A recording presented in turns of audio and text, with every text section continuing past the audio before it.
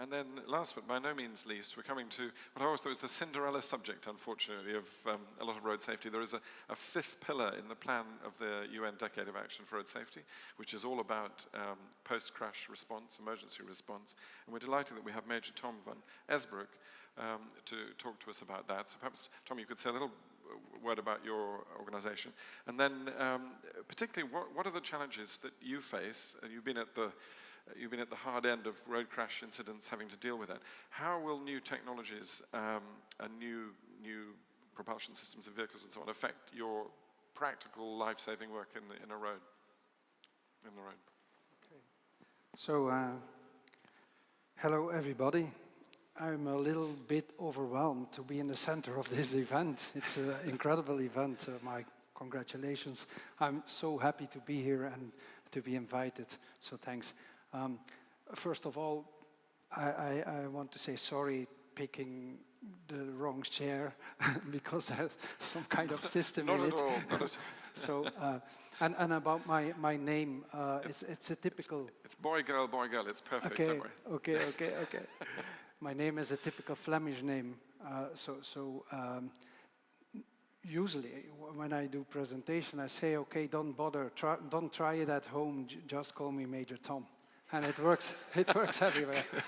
So, okay, so as you can see, I'm a firefighter, a fire officer. I work in the east of Flanders. I'm officer responsible for human resource and also for education, training and exercise.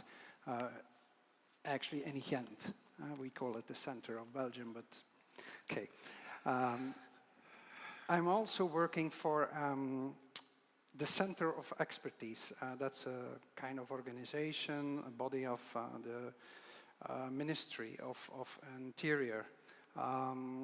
We are developing procedures and training packages for the first responders over there. And beside of that, I happen to be the chairman of a commission, a CTIF commission for extrication and new technology. And CTIF is actually the International Association for Fire and Rescue Services. So we present 40 countries worldwide. And we do have some commissions with different working topics, and one of them is the Commission for Extrication and New Technologies. So the main objective of this commission is to improve the safety for the victims we have in car crashes, but also to improve the safety of all first responders and second responders that are involved dealing with this kind of incidents, because that is our main objective. We actually focus on 3 clusters.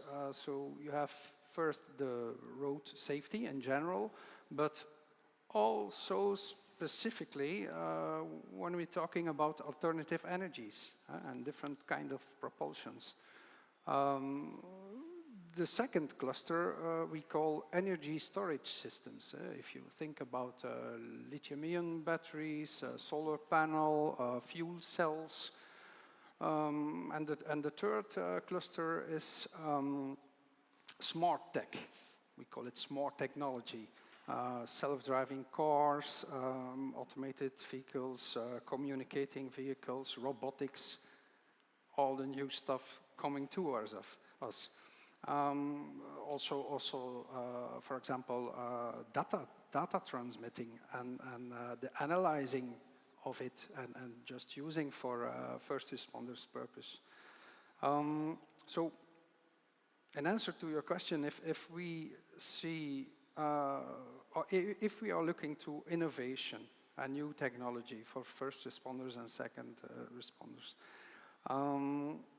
we are focusing on information.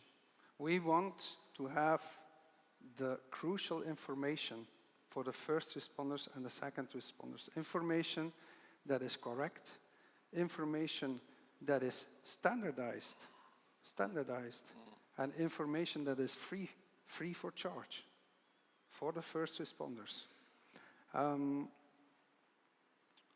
if we take example of rescue sheet, you all know rescue sheet, we are now also working on some kind of standardized format for emergency response guides, because we are the guys who actually use them. So we are also looking for the installation of safety measures, also the regulation about them. This is in close cooperation with industry, of course, and with car manufacturers. We do this actually by leading an ISO project. So last but not least, we are also focusing on education. And if you take all those things together, you can say that CTIF is really wanting to take care about human resources, the human resources that are needed to do the rescue actions. And that's the only way, besides innovation and new technology and everything Euro NCAP is standing for, but that's the only thing that can reduce intervention time.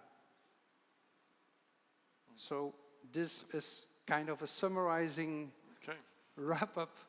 So, can I ask you, in the roadmap, we've seen that there's going to be more on this issue and the whole, exactly what you were talking about, of the ability of first responders to act as quickly as possible. What are you expecting from this roadmap, and how excited are you by it?